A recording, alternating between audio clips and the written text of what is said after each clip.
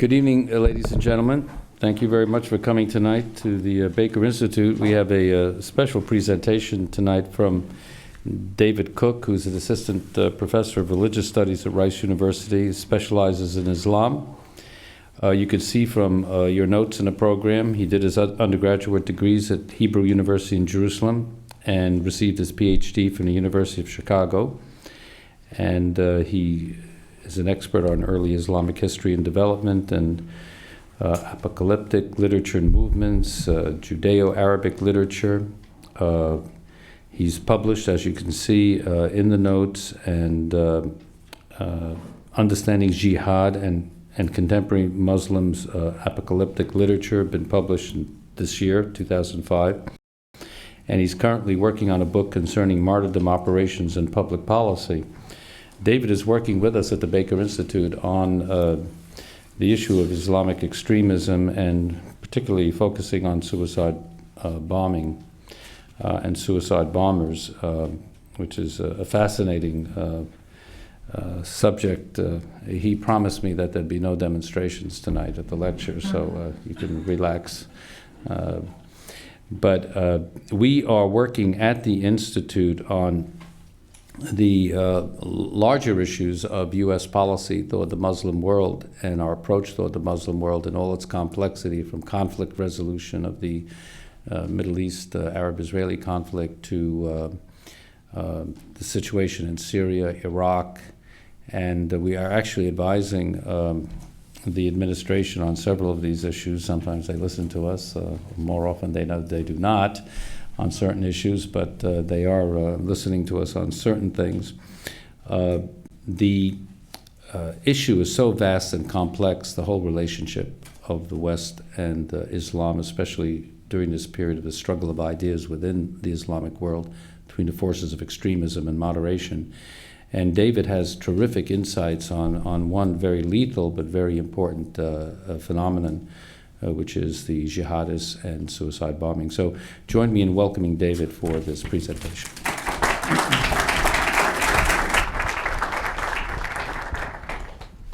Thank you very much for coming this evening. As the ambassador said, I'm going to concentrate mostly on the jihadi aspect of suicide attacks. But we'll start off talking in general a little bit about the phenomenon of suicide bombing, which has become so important during the last approximately 10 years with its upswing starting in the early 1990s. If you take a look at the sheets which I prepared for you, you see that I've grouped together a couple of different types of suicide attacks that are associated with certain groups. Not all of these groups, fairly obviously, are Muslim, and this needs to be taken into consideration when we consider the phenomenon overall. Suicide attacks are starting off and being pushed by a number of different organizations, most of which at the very beginning are actually non-Muslim or even semi-secular Muslim groups. Usually of a socialist or a nationalist variety. Inside the context of the Middle East, we find that suicide attacks are most closely associated with the Syrian Socialist National Party, which is an interfaith party, Christian and Muslim, starting in the mid-'80s, continuing on over to the Kurdish PKK, a more Marxist group, and also very closely associated with the Tamil Tigers. You have to correct a little mistake here. That should be LTTE, the abbreviation right there. It's really the Tamil Tigers overall that have used the tactic of suicide attacks more frequently than any other group in the world. A second group that we can associate suicide attacks with are what we could call nationalist or resistance movements from within the Muslim world. Now, some of these have certain religious aspects to them. Some of them do not, or at least nominally secular. Usually the dominant paradigm has been that these movements start off as nationalist, oftentimes with a socialist or Marxist bent, and then have progressed to, in general, a more Islamic religious bent over a period of time. These include the Palestinian Authority, the use of suicide attacks associated with them starting in 2001, continuing on to 2004, the Chechens, the Kashmiris, and apparently now the Thais in Patani. A third group that we can identify are radical Muslim organizations, and obviously these are going to be the ones that I'm going to focus on most this evening. Hezbollah, a Shiite group, continuing to use suicide attacks for a period of about 6 years, when they realized that they were tactically deficient and actually tended to abandon them. The Hamas, Jihad al-Islami, initiating the use of suicide attacks within the context of the Palestinian-Israeli conflict, continuing on really until the present day. And then, most importantly for the United States, Al-Qaeda and its affiliated groups, and starting on their use of suicide attacks approximately 1998, although there's some question about earlier operations, which we'll discuss during the course of the lecture, that may have been suicidal or not. But the first identifiably suicide attack associated with Al-Qaeda, pretty obviously the attacks against the U.S. embassies in East Africa. From there, then, we can notice that this phenomenon makes a leap really throughout the entire gamut of radical Islamic organizations to Afghanistan, where it's being used as part of the Taliban fighting against their opponents in northern Afghanistan just before their fall. Inside the U.S., obviously, in September 11th, Saudi Arabia, Morocco, Egypt, Indonesia, Uzbekistan, Turkey, and finally Great Britain. There are other places that we can mention, but this roughly shows the diffusion of this particular tactic. Now, at least nominally, all of these different target areas are somehow or another associated with the West. In other words, even if they haven't been located within a Western country, such as East Africa or Uzbekistan, etc., they are at least targeting some sort of Western target within that context. Okay, for example, Western tourists in Bali, East Africa, the embassies, then in Uzbekistan, the embassies of both Israel and the United States, and so forth. So that those thematically, those basically hold together. However, there are certain groups of suicide attacks that do not fall into that pattern, that are purely inter-Muslim suicide attacks, and these are quite interesting. I've labeled them together under group number 4, and they largely take place in Pakistan. These ones are mainly sectarian in nature, and consist of continual attacks usually by Sunnis, but occasionally by Shiites against each other, usually with a maximum effort to desecrate whatever is holy to the opposite group, usually mosques, people at prayer, and so forth. And possibly one of the Uzbekistan operations also falls into that category, the first one at the Sharsu Bazaar in 2004. Now, this phenomenon of suicide attacks has been analyzed by a number of different scholars, the most prominent of which is Robert Pape, whose recent book, Dying to Win, I recommend reading, although I don't always agree with his conclusions, and I'll talk a little bit about that this evening.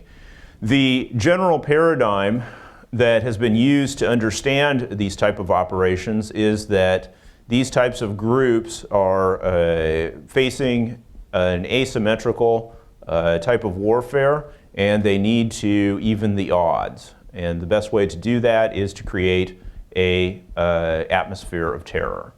And that basically suicide attacks, because of their inherently uncontrolled terroristic aspect, the ability to project power into areas that are hitherto considered to be sacrosanct, is pretty unique. And the ability to explode a given bomb, human bomb, in a place that is entirely unexpected, usually under the control of that particular suicide bomber, but not necessarily so. Sometimes these people are booby-trapped and so forth, does generally create an atmosphere of terror. Now, as Pape mentions, this type of suicide terror is best done as a part of an overall theme. In other words, if it is continuous, then a certain population can be driven into a literal state of terror, and thereby, in general, extract political or, in some cases, social concessions from the enemy. So, under Pape's analysis, this is the particular goal of these particular groups. He does not see them as being fanatical. He sees them as being actually highly calculated and making use of individual fanatics who believe that they will go directly to paradise or something of that nature, but that the overall strategy behind suicide attacks is not in itself a fanatical one. It has a strategic logic. Okay, this is a very powerful and persuasive argument. Let's take a look at a little bit at my second point here, dealing with the reasons given for suicide attacks. We've already talked about a few of them here. The imbalance of forces, the mass destruction or attempted genocide on the part of an oppressor. This is usually something, a particular reason that will be given by those who justify suicide attacks, is that there's an attempt to destroy a given group, and this is the only way that they have to fight back. Creation of an atmosphere of terror or mass casualties, or in cases targeting a single specific figure that is considered to be detrimental to the overall movement. The best known examples, Rajiv Gandhi, assassinated in, let's see, I don't remember precisely when he was assassinated. In the middle 1990s, I know. And Parvez Musharraf, the target of a couple of different assassination attempts. Now, beyond this, then in Islamic documents, we find things that are more specifically designed to benefit radical Islam. Radical Islam, an attempt to recreate or completely remove what radical Muslims perceive as accretions upon the nature of Islam from present-day Islam, to recreate, to go back to the original roots of Islam as they see it. This involves widespread perception that Islam is filled with apostates that they use to justify their attacks. In other words, that many apparent Muslims are in fact non-Muslims. This type of accusation is known as takfir. And it stands at the heart of a great deal of what we call radical Islam. Okay? Not all radical Muslims, however, participate in violent actions. A great many radical Muslims are simply pietists. They withdraw from society or engage in other different actions that they consider to be pious in nature. But there is a certain group of them that does involve itself very strongly in violence. Now, for those types of people, one of their primary goals is to change Islam. Okay, what they want to do is to create an obvious boundary between belief and lack of belief. Okay, understanding that they see a large number of Muslims as having gone apostate. And so they want to make a line, a differentiation between Muslims and what they call non-Muslims. Okay, the other ideas are to raise the consciousness of the Muslim world, to make Muslims conscious of jihad, the importance of jihad, the importance of fighting and so forth, and then to defend honor, to fight injustice, very similar to secular movements, and last of all, simply to create martyrs. Okay, for them, it's very important to have literal martyrs available. Now, this type of action has its basis very strongly in Muslim religious culture. And during the last years, we've been able to see a development, a very strong development of support for suicide attacks coming out of the Muslim religious elite.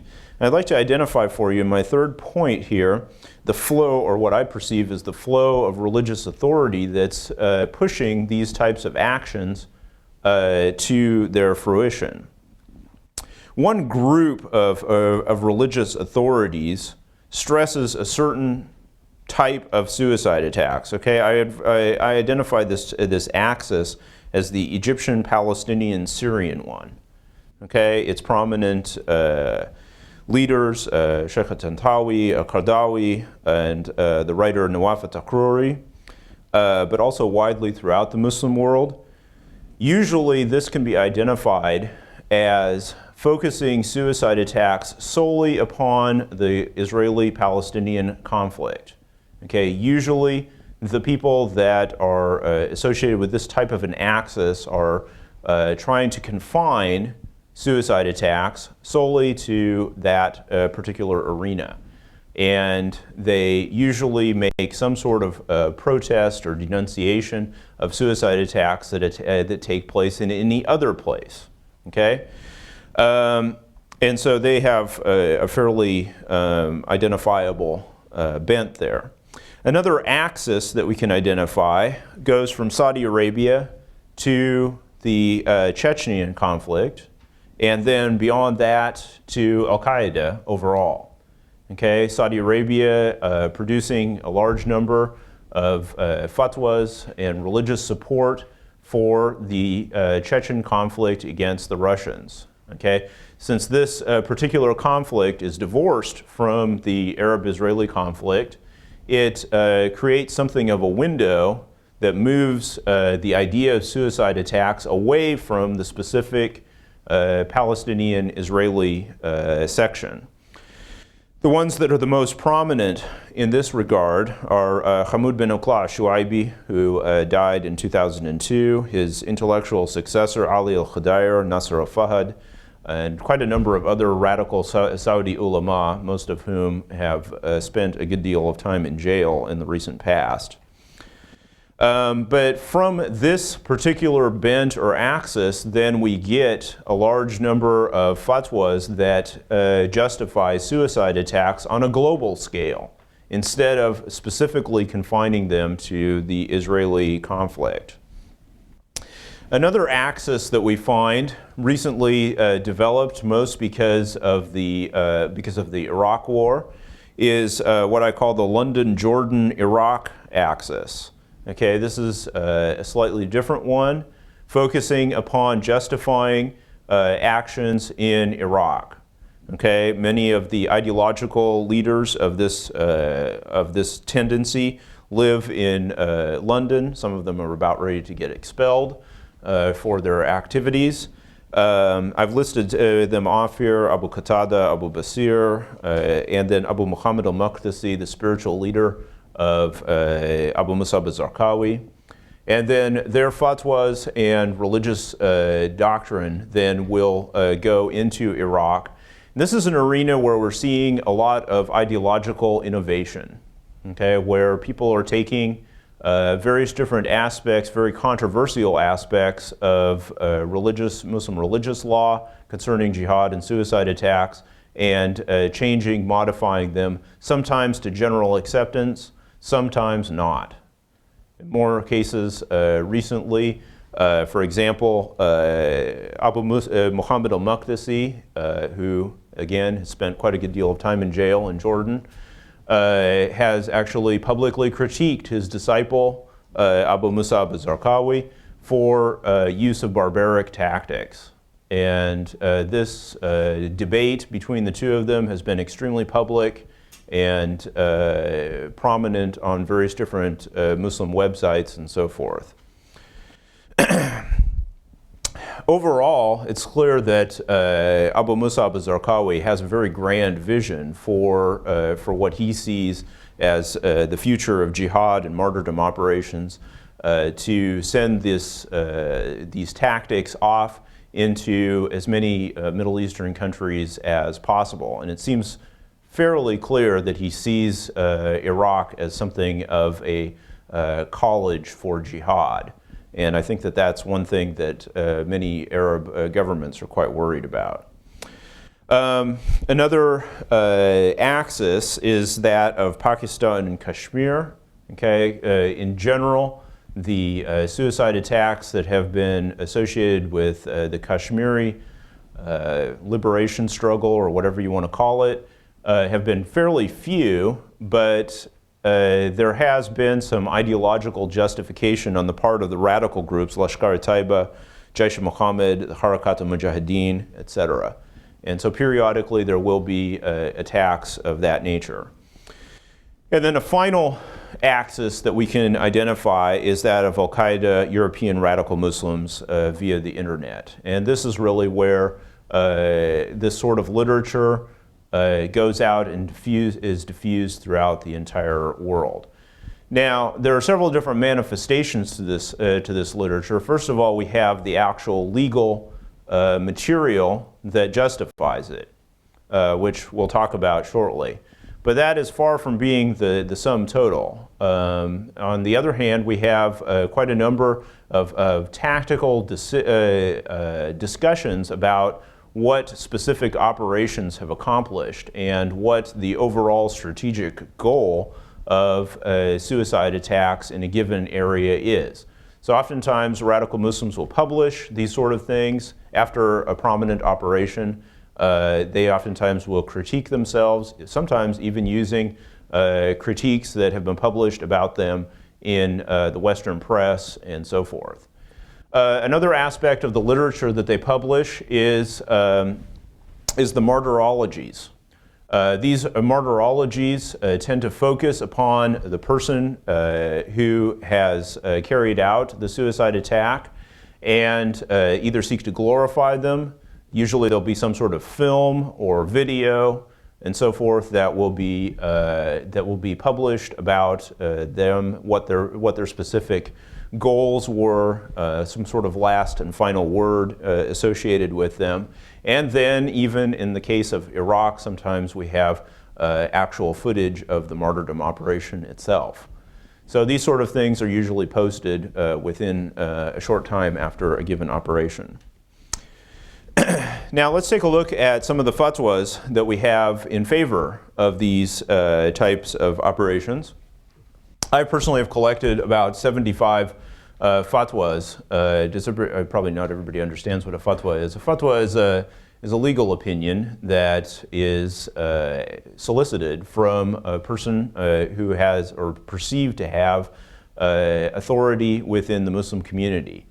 Now, the way this is done today in radical Islam is not necessarily the way it's done in classical Islam, where a fatwa is usually solicited from a mufti, a person who has been given sanction to an authority to exercise, to be asked. And but today we find that oftentimes fatwas are being solicited from people who are not necessarily having the title of mufti, and sometimes their religious knowledge is quite weak. And really their only credentials in certain cases are the fact that they're willing to make very radical statements. But in certain cases of Saudi Arabia, they do have legitimate or some legitimate religious authority. So when I speak of these 75 fatwas, what we have here is usually a short paragraph giving the reason why a given operation or type of operation is Islamically legitimate. And that sometimes will involve political arguments, sometimes it will involve religious arguments like we're going to read, and sometimes it will even mention the strategic needs of the Muslim community as this particular sheikh perceives them. Okay, so here we have a fatwa that has been solicited from Sheikh Suleiman Al-Awan in Saudi Arabia. Okay, the sacrificial operations that are taking place in Palestine against the Jewish usurpers and in Chechnya against the Christian aggressors are martyrdom operations and legitimate forms of fighting. Okay, that's really the key point that he needs to make, because not every Muslim is necessarily going to accept that it is a legitimate form of fighting for reasons that we'll detail shortly. They have stunned the aggressors, proven their effectiveness, and caused the usurpers to taste the bitterness of their crime, etc., and so forth. So here we see the aspect of terror. In other words, this particular operation, group of operations, does actually have an effect. And then we see some of the papers have mentioned that the criminal Sharon has demanded the stopping of these operations. In other words, since it's associated with something that the Israelis are perceived to be against, therefore, then it must be good, possibly, for the Muslims. And thus these operations have become a woe and a destruction upon the Israelis who have usurped the lands, violated honor, spilled blood, and killed the innocent, etc. And then he cites a Quranic verse and hadith. So here we have a very symbolic type of fatwa, more or less. This is what all of them will say. There's a few that are more detailed, a few that are more succinct, but their type is pretty certain. Now, there's a lot of disagreement within the Muslim community about suicide attacks and martyrdom operations. This is not well reflected inside the media presentation of them, but we'll just go over some of the problems that martyrdom operations create or that Muslims have identified as problems. The first one that's oftentimes mentioned is that martyrdom operations sully the image of Islam. Remembering that martyrdom operations, a martyr is trying to advertise something, and in some cases, very clearly, these people will say that they're doing things on behalf of Islam. This is not uncommon to hear. Those of you who maybe looked at the video associated with the people that did the London operation this last summer will hear that they actually say that they did this on behalf of Islam. Okay, so for Muslims that are uncomfortable with this sort of projection of their faith, this is going to be a very profound problem, that they don't want to be associated with this type of operation. A second Islamic point is that they're indistinguishable from suicide and will be punished in the same manner in the afterworld. Suicide is specifically forbidden inside the Quran. It's mentioned in the lists of mortal sins that are given of Muslims. If a Muslim commits suicide, then they are going to go to hell. Now, the issue there comes down for people who justify suicide attacks to the question of intention. Intentionality in these particular cases is extremely important. If the intention is to do something to raise the word of God to the highest, as they put it, then it is a right or correct action, according to the analysis of the ulama that tend to support these types of actions. Now, for those who do not, these actions are completely indistinguishable from suicide. A person is pushing a button, placing themselves in a situation in which they cannot leave or they cannot escape without dying, and thus they are in essence committing a sin, in which case the action is simply not acceptable. A third critique that is even more common, and this is one that radical Muslims almost always have to answer after a major operation, is that they kill a great many civilians, or even worse, they kill Muslims. Now, from the point of view of a Muslim, jihad is something that is relatively sacred. It is a type of warfare, but a type of warfare that's sanctioned by God. And it has certain rules, actually a lot of rules. And those rules cause it to be separate and set apart from other types of warfare that otherwise are merely for worldly issues and so forth. So jihad is something that cannot necessarily be just used and abused by anyone. Okay? So according to their analysis, according to the dominant view in the Muslim community, the type of operations that are going on here are essentially breaking the rules of jihad. Okay, by killing randomly groups of people that are specifically said in the rules about jihad that they are not targets. Now, radical Muslims have a little bit more of a hard time answering this. And as I said, they've published a number of different serious studies designed essentially to defend themselves from this attack. Examples of that are the number, there's at least 6 major books out justifying the September 11th attacks. There's major works defending the Riyadh bombings in 2003, different other bombings in Bali, and also then recently the London bombings. Each one of these works essentially tells the same story. Why on earth is it legitimate to kill civilians in this particular case? Now, the arguments that radical Muslims usually use are, some of them are coming from what they call the taxes or the voting argument, that their targets, okay, who are usually taken from a democratic system, are targets because they willfully join in, participate with this system. Okay, and therefore lose their non-combatant status by virtue of doing that. Other reasons that they give are that there's no way to differentiate between non-combatants and combatants in many cases. And since they demand to have the ability to fight jihad in these particular cases, they cannot differentiate. And so they say, well, you know, basically those guys just should not have been there in the first place.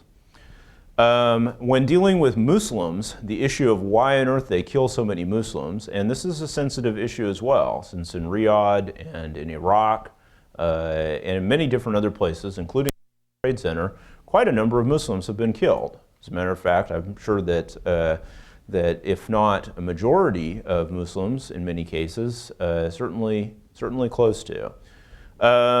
And so they have to ask themselves, why on earth do they take it into their power to actually kill these Muslims? Remembering that one of the bases for radical Islam is that takfir, that idea that many apparent Muslims are not actually non-Muslims. They oftentimes say that those people that are in that target zone, what they've chosen as a target zone, are legitimate targets because they simply should not be there. And if they are there, then they are actually not Muslims and therefore legitimate targets.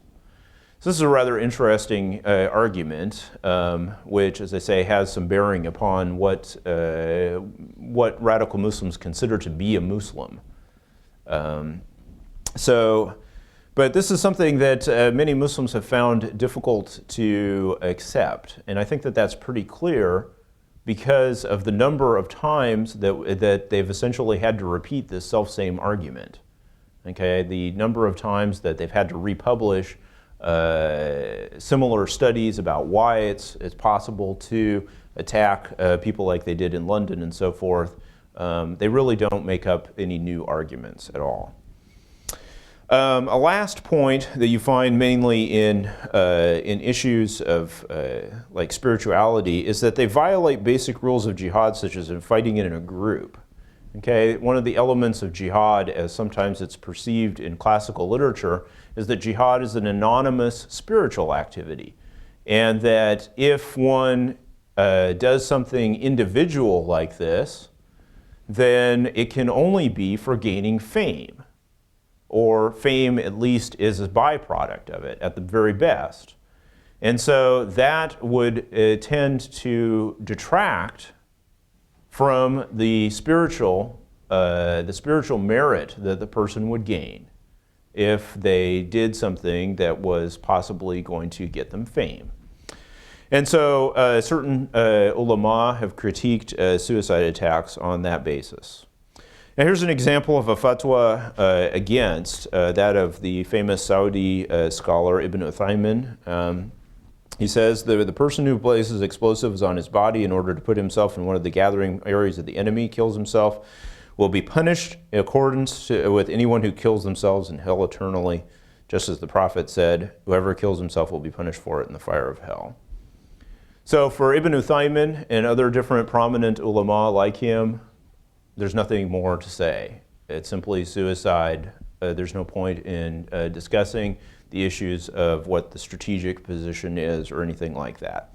Now, in general, in my interviews throughout the Muslim world, I've found that it's very difficult to find ulama within the core Muslim lands that will actually take a strong stand against suicide attacks. But once you move outside of that area, you do find quite a number of ulama that are willing to step back and look at that again, especially in Turkey, especially in Nigeria, and in Afghanistan. So these places, all of which are quite familiar with suicide attacks, have actually published quite a good deal of opposition to the tactic. Now, a little bit of the literature that I'd like to point out that's been written on the subject. I think probably the most in-depth book on the subject is that of Nawaf al-Takruri, who's a Syrian. It's collected together probably around 50 or so fatwas dealing with the subject. He's discussed quite a number of the side topics coming out of suicide attacks. For example, he has a whole section on whether women can take part in suicide attacks. He says, in conclusion, he says, this was the most difficult section of this book to write. He says, I can't come to a final conclusion. So it shows that he does have some element of judgment with regard to that. Quite a number of different other issues that he'll discuss. What is the responsibility of various different organizations towards civilians when they attack them and so forth. Other different groups, other different writers that I've cited here, Muhammad Saeed Ghaiba, not a very intellectually deep book. More important is Yusuf al-Ayiri, okay, who was the leader of the Saudi Arabian branch of Al-Qaeda until he was killed in June 2003. He wrote a particular study called The Islamic Ruling Concerning the Permissibility of Martyrdom Operations, which is the document that's the most easily available in English on the internet. It's pretty easy to pick up even still. And it was mostly concerning with the Chechen issues. And then Muhammad Tuamat al-Qudat wrote a book. It's a little bit more balanced than some of the other ones, giving a pro and con position, which is quite interesting. Other ones, until you get down to Ergun Chapin, now coming out in English, very interesting, an Islamic perspective on terror and suicide attacks, and is really, I think, the strongest refutation of Islamic bases to suicide attacks that I've seen, and certainly in English. Not surprisingly, coming out of the Turkish tradition. And then the most recent one that I picked up just in Syria just a couple of months ago, Ahmad Abdul Karim Najib, coming out of the Mufti of Sarajevo, actually, kind of a little bit surprising, but very closely associated with Saudi Arabia, putting out this other book on suicide attacks. Now, is this literature and is this material really going to continue on in the future? I think that there's actually some movement within the Arabic world during the present time to move away from suicide attacks. I think that gradually we're seeing some intellectuals that are willing to contest the validity of suicide attacks now that the the Israeli-Palestinian conflict has moved into more of a negotiating sphere. But the whole issue of Iraq is continuing to fuel more and more fatwas and sometimes counter fatwas concerning the legality of this material. I found going over the Muslim world, sometimes these books are very readily available, but periodically there will be, like with Takruri's book, I think that after going over in Syria this last summer, I couldn't find any copies of it, and very few booksellers that would actually admit to even having ever stocked it or knowing it about it, even though I know from previous visits that they actually did stock these sort of books. And so there must be some sort of a movement, at least within the Syrian context, away from the supporting of suicide attacks, probably because of the realization that that could actually come back to Syria at some particular time. So the primary focus today really is away from, I think, the printed material that you can find in the markets and over to the internet. And I think that really that's the future of the legal material, the hagiographies, and other stuff that's associated with radical Islamic martyrdom operations. Thank you.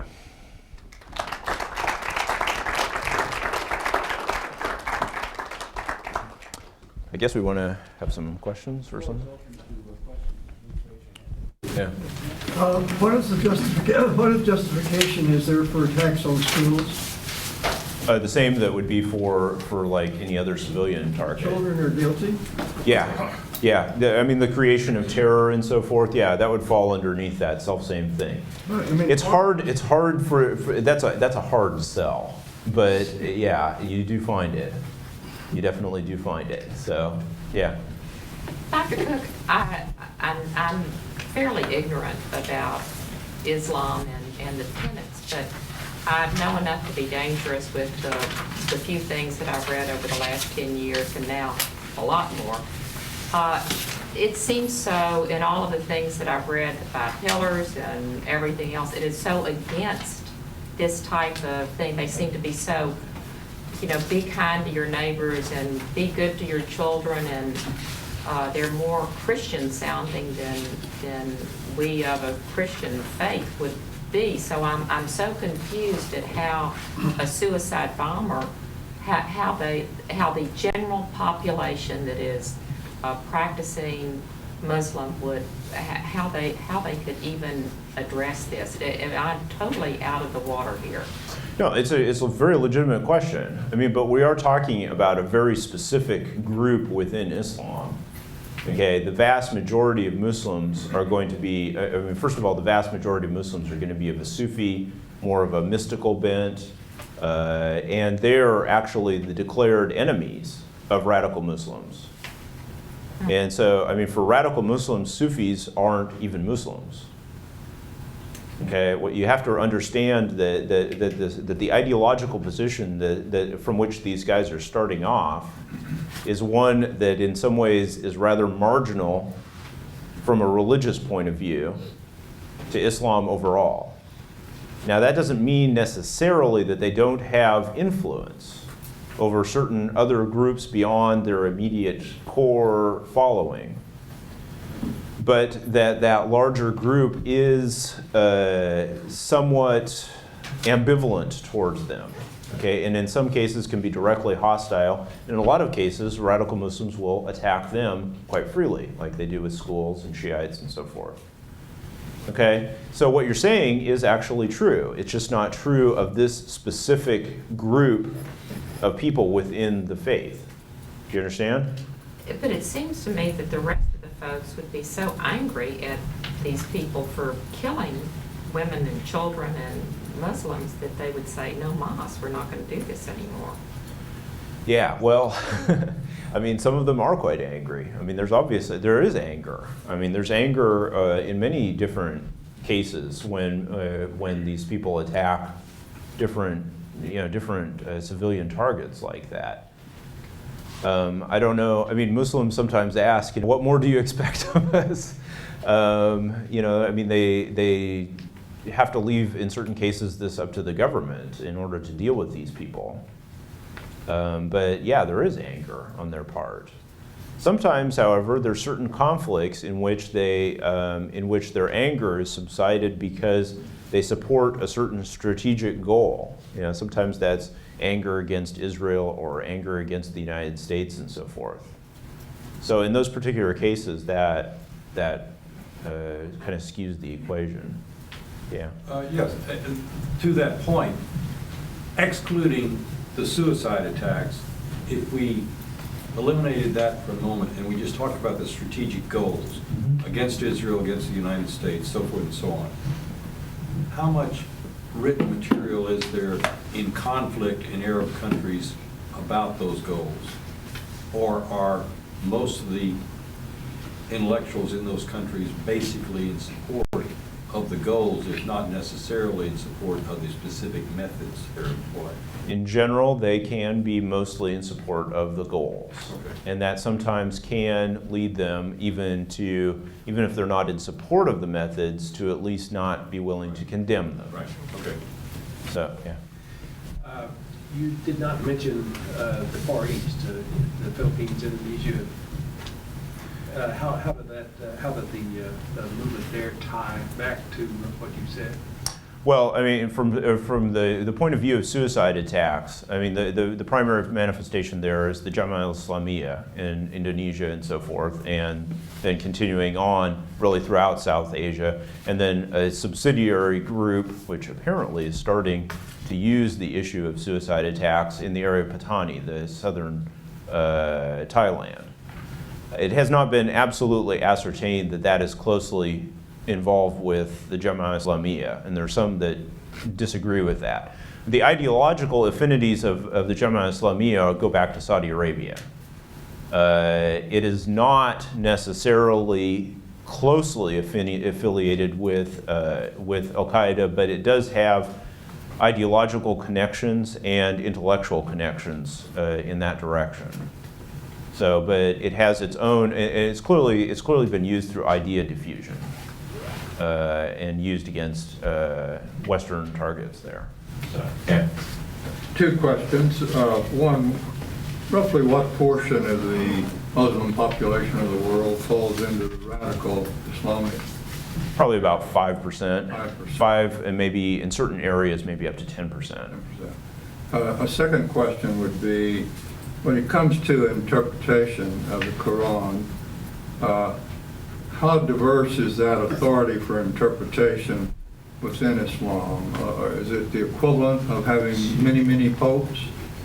Well, okay, I don't know whether it's equivalent to having many, many popes, but there's a huge diversity of tradition, of exegetical diversity within Islam.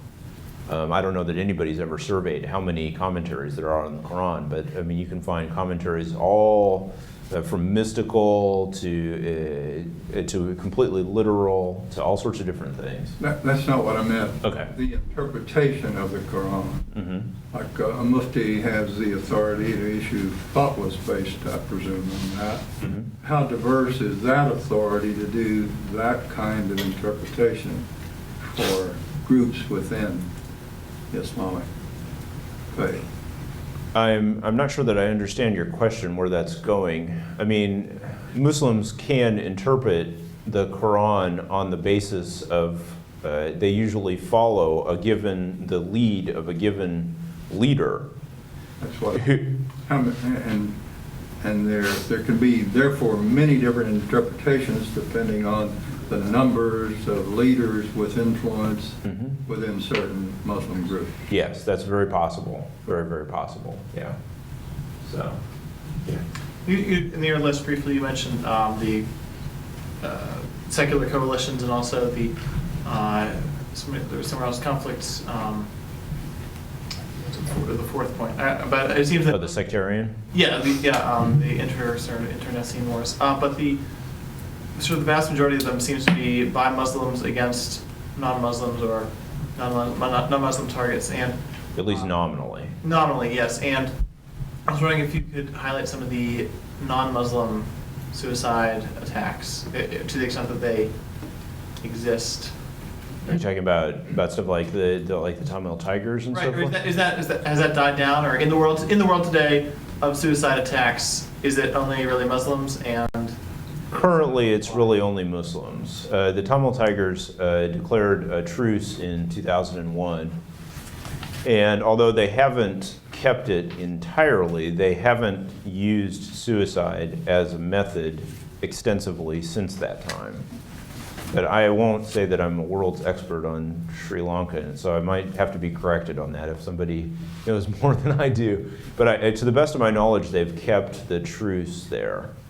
As far as the Kurdish PKK, I mean, again, a secular group, but coming from a Muslim background, has also extended a truce. I don't know of any other group other than Muslims that is currently using suicide as a weapon. Is that just sort of Islam's bad luck that they're the one, or? You'll have to make that decision yourself. Okay, well, I don't know. I mean, but it's indicative, I think. Yeah. Yeah. You were going to make some comments about the book Dying to Win. Yeah. Sorry, I guess I did forget about that. Well, I mean, I did make some of my comments early on. I mean, I think that the primary critique that Pape has faced is the fact that he really does seem to say that religion and belief is not a dominant factor in suicide attacks, and I don't necessarily agree with that. And that's been the source of some criticism of him from other different sources as well. It's very clearly a man who sees, who sees issues of strategic goals as predominating rather than anything else, and he doesn't really want to deal with ideology. And so that's the primary critique that's been leveled against Pape. But overall, an excellent book. I certainly recommend it. To me, I mean, maybe I'm wrong. I've not totally finished it. It seems like he's trying to scientifically prove his point. Using statistics. Yeah, but statistics oftentimes cover up the human factor. Right. And so, yes, I've seen his statistics, and they're I think, the most impressive part of the book. Well, I was impressed by the sources he has listed in the bibliography. How does he maintain all those sources? Did you have him in college when you went to the University of Chicago? No, I did not. I studied Islamic stuff, not strategic stuff. But I mean, he draws off various different terrorist banks of knowledge. There are different, like at the University of Edinburgh, there's a famous, there's a bank of knowledge that about terrorist groups and so forth. And so, but I mean, also he stands, he knows a lot too. Yeah, I mean, he's a very impressive guy. So, yeah. In general, the people that carry out these suicide attacks, the actual bombers, what is their economic condition? And do you think that if economic conditions were to improve in the core Muslim lands where this is most strong, that we could see a solution to this? It's an excellent question, and it's a question that's been the subject of a lot of debate among scholars about where these people are coming from, and whether perhaps economic improvement is something that could possibly cause the problem to go away. The problem is that there is no, and this is something that Pape proves incontrovertibly, there is no profile of these guys. And I mean, there was a time 10, 15 years ago when you could profile. That usually this person was a young male and so forth, usually fairly religious, usually unmarried and so forth. It's no longer.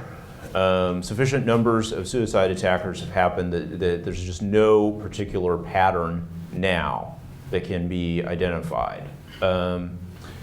Having said that, there are people that do associate themselves with what we could call maybe perhaps the economic explanation, that see this as being reflective of various different impoverished territories, such as the Palestinians, for example, vis-a-vis Israel, and different other conflicts like that.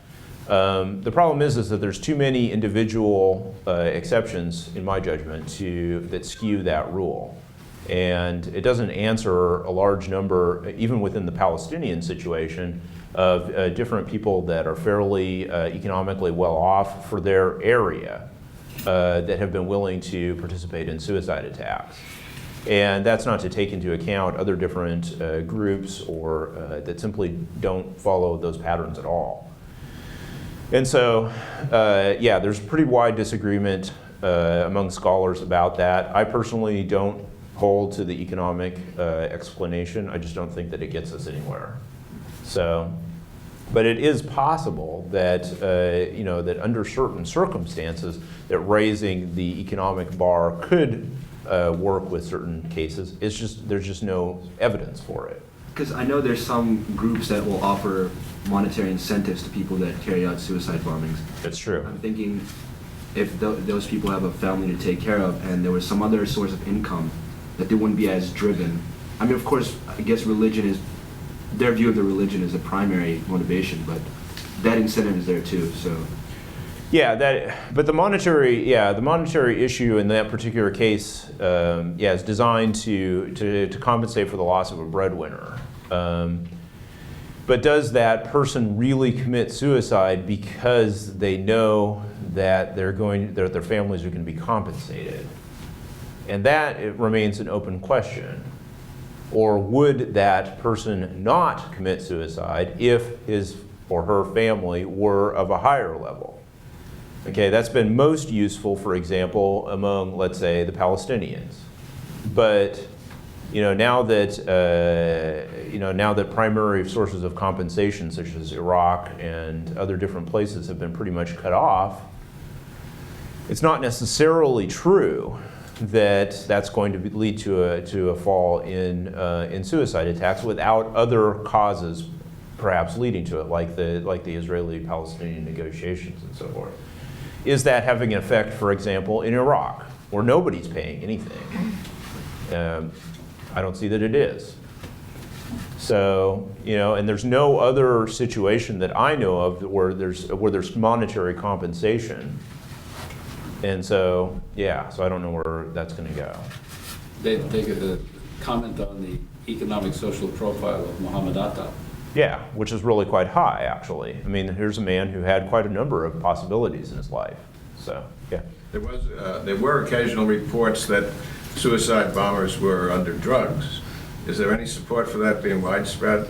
There are certain cases where probably suicide attackers were coerced or tricked or drugged or led into some sort of situation where they were perhaps booby-trapped. There are a number of cases like that. I've seen estimates that perhaps maybe up to an eighth to a quarter of those in Iraq, for example, fall into that category. But it's not an easy category to ascertain. In certain cases, for example, they've found handcuffs and so forth in trucks and and so that they know that the person was handcuffed to that particular to the steering wheel, for example. Other different things, it's just anecdotal. And so it's definitely in the interest of the organizations to conceal that fact. So it's not always easy to ascertain. But in general, the appearance of a video, pretty much makes sure that that person is going willingly to their death. So in some cases, it's hard to know how on earth the goal would be accomplished if the person is too coerced. Okay, because the ideal of a suicide attacker is that he can make those last-minute adjustments and stuff to make sure that his target is accurately hit. If that person is being drugged, then his senses are not as high at a high level like they should be. Or if he's handcuffed, he can't make those changes willingly and so forth. So it's not always, I don't think that it can be true in all of the cases, but it can be true in certain cases. So, yeah. Hi. What are the major overspread goals of the suicide attacks, and what in particular about Western culture is so offensive to radical Muslims? Well, those are huge. Those are huge questions. But I mean, the general goals are political in nature. I mean, for them to solve various different political goals, such as getting the United States out of the Middle East, to eliminate Israel, to reestablish a caliphate, to impose Sharia over the Muslim world, or at least as much of it as they can. Those are in general the goals that they list. But those goals are so grandiose. Pape talks about the problems that suicide attackers have with grandiose goals. And I agree with them completely. I mean, they can accomplish certain goals on an individual level, but when they get so big and so nebulous, like establishing a caliphate, that's not going to get them anywhere. Now, what they find about Western culture, I mean, this is just a huge question, but for them, basically, they see, I mean, for them, it's non-Muslim. It's going to be, it's offensive to them on a number of different grounds. It competes with Islam for the attention of Muslims and causes them to be attracted away from their faith, fundamentally. And that's for radical Muslims. That's the way they would analyze it. Okay? So, yeah, Mahmoud. To take it back to Pope, I mean, this may be the difference between a humanities approach to the problem and a social scientist approach to the problem. Ideology is not fixed, the law is not fixed. Any fixed text can be interpreted in a million different ways over, a million and a half. It's true. So fundamentally, the question is this the most effective tactic available to them to achieve their economic goals? And I don't think you can discredit the economic argument just because there isn't a pecuniary benefit to the particular individual who's committing it. It's a larger economic goal of the community, whether it's to recover land or anything else. So I think at the heart of it, you may really need to worry if what's going on is that the law is changing. I mean, if it's 5% now, we're talking about 1.2 billion people. So if the law changes and the ideology changes, so that as the most alarmist of the sort of commentators on political Islam would say, everybody is a sleeping terrorist or part of a sleeper cell. It's just a question of what it takes to activate them. That would be truly dangerous. So I think addressing it more as a social scientist may be more productive than saying, oh, that's the ideology, deal with it. Okay, well, first of all, I don't reject the economic argument, but I do tend away from it. I guess you might just say that I'm religious studies, so that's that's where I'm gonna fall. And working with ideology, I find it to be persuasive, and I think that it does persuade people. And I don't really think that it would be out in the market if it wasn't persuading people. So that's where I'm coming from. I agree with you completely that there's a number of different interpretations going on here. The number of interpretations is probably almost infinite. But, and I also agree with you that, I mean, we shouldn't exaggerate the problem. Okay, when I talk about radical Muslim being around 5% of the total Muslim world population, I would stress that not all radical Muslims are actually violent at all. Quite a number of them are quietist, and they're not that much different from, for example, very strict Christians or Jews that choose to live apart.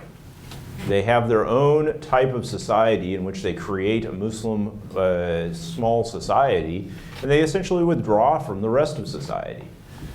Now, obviously, we do have to worry about the violent side of them, but we shouldn't exaggerate the problem to believe that like you said, there's sleeping cells all around. I think that quietist radical Muslims can be used, as a matter of fact, against their violent brothers. These frequently, as you well know, The material from radical Muslims, the violent side of it, actually deals with the quietist radical Muslims. And so it's obvious that there is an ideological affinity. There's an ideological temptation on their part. And so I think that that should be encouraged, actually. Because, in the end, these quietist radical Muslims are not overly dangerous. They're mostly good people. They should be watched in certain cases, how their ideology is developing, but I don't regard them as necessarily inherently dangerous or sleeping terrorists, like you say. So, but in the end, I am a religious studies, so I have to admit that I do care about the ideology, yeah. Being religious, could we be making a mistake linking suicide bombers to religion? I mean, I can think of lots of examples where people would kill themselves, Japanese kamikaze or Americans in the 8th Air Force, would essentially put themselves for the probability of when they would die to carry out a national goal. So why link it with religion? Well, I think that, the primary reason why I link it to religion is because they oftentimes do themselves. And, but I think that the primary reason why we link it to religion is just because the fact that somebody who is ending their life is considering whether there's a world to come, whether there's a larger goal involved. And so for them, I think that it really is important to know that there is. Now those people, like Japanese kamikazes, I would argue that they were religious. And others, nominally or semi-secular different groups, like the Kurdish PKK and so forth, have either a messianic socialist or a communist ideal that subordinates the individual to the larger cause. But that just proves my point, that it's not religious. It just has to be dedicated to something. Yeah, well, in that case, most people are dedicated to religion. And so I don't think that you can divide religion from it. From my point of view, at least. So, yeah. What's the history of nonviolent resistance within Islam? And would a Martin Luther King type person to come today, would he, in your opinion, be effective against? It depends on the situation. There's been some nonviolent resistance, for example, that's been used in the Palestinian-Israeli conflict. One would say, for example, that the first intifada between 1987 to 1993 was to a large degree fueled by certain non-violent tactics that were pushed at that particular time. But that hasn't been a dominant feature of conflicts since that time. And so in all honesty, I just don't know what would happen. To the best of my knowledge, there's been no figure like that. So, yeah. What's the prevailing opinion among scholars, people in government, religious leaders about the future trend of suicide bombings? Do these circles expect suicide bombings to grow? Well, for a while there has been, for example, last spring there was strong, and really for the last year there's been some speculation among government officials that perhaps a suicide attack is no longer the weapon of choice of radical Muslims in certain cases. We cannot say that with regard to Iraq. Iraq really stands out, but I have read analyses of that nature that have said that perhaps certain elements of Al-Qaeda, for example, might be moving away from the use of suicide attacks. I don't know that recent events necessarily bear that out, but that has been, a feeling among certain elements of the government. But I think that really the future of suicide attacks really depends upon whether they achieve some sort of victory in Iraq.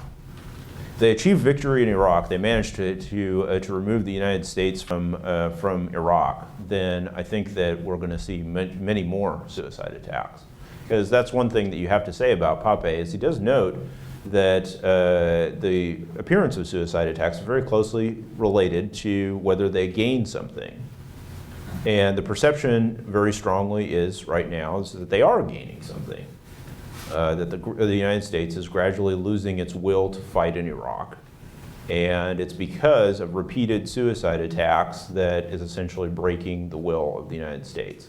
And if that turns out to be actually provable on the ground, in terms of the United States actually withdrawing, then that might very well be a sign for an upswing in other different conflict areas. But it's hard to visualize. I mean, I won't pretend to be a prophet or anything, so. Could you give me a number? What fraction of American casualties in Iraq are caused by suicide attacks? I think that they did an estimate. I think it was like close to 25,000. They wouldn't have 25,000 casualties. She's talking about. No, I'm talking about larger, yeah, as far as, American. oh, as far as Americans go? Yeah. Oh, it's much, much less. Oh, geez. I think that it isn't more than maybe like 200 of them, I think. 10%. Yeah, but it's a percentage, but it's not necessarily the major killer of Americans. The primary hits against Iraqis have been other Muslims. As far as a weapon against the United States, the suicide attacks haven't really been that effective. It's been more like RPGs or roadside bombings, much more. If that is the case, how can you make the case that suicide attacks are drivers of Iraq? Well, from their point of view, they're attacking the Iraqi collaborators, and that's what's breaking the United States' will. The fact that Iraq has disintegrated into chaos, and that the United States lacks the political will to enforce its rule and to bring it back to some sort of a usable, normal society. Yeah, Paul. I know you just returned from the East and did a lot of research. I was wondering, is your research based just on written sources, or do you actually talk to some of these muftis? Can you just give us a little background of how you do your research? Yeah, I interview usually ulama and radical organizations. For example, in the Sudan, I interviewed the Mujahideen organization in southern Sudan. I interviewed various different religious leaders throughout West Africa, especially in Nigeria, especially in other different places that had religious leaders that I could talk to and so forth. I collected literature in Syria and in Turkey, interviewed in Turkey, interviewed quite a lot in Afghanistan. How do you get permission to do this? I mean, I'm just wondering, what is the setup when you talk to guys like this and they know you're talking about suicide attacks, and you're already in a position of there's an American talking about something that is already political and fraught with problems. Well, it depends on the country. I mean, in certain cases you can gain admission because you know somebody, or you have certain connections and so forth. In other cases, I just walk into places and just say hi and hope for the best. Yeah, I mean, it just depends on the situation. There's all sorts of different things. I mean, in Afghanistan, I had good connections. In Nigeria, I established connections through various different academics who led me to various different radical ulama. And, it was kind of a domino effect. So are most people forthcoming though with their information, happy to talk to you? Or? Yeah, I mean, reasonably, yeah. I mean, once they know that you know something about, about Islam and so forth, and yeah, I mean, they're willing to talk. Okay. I oftentimes talk to book dealers and kind of get the feel on the street and so forth. So, okay. Yeah, I think that we can maybe finish off. Thank you very much. Okay.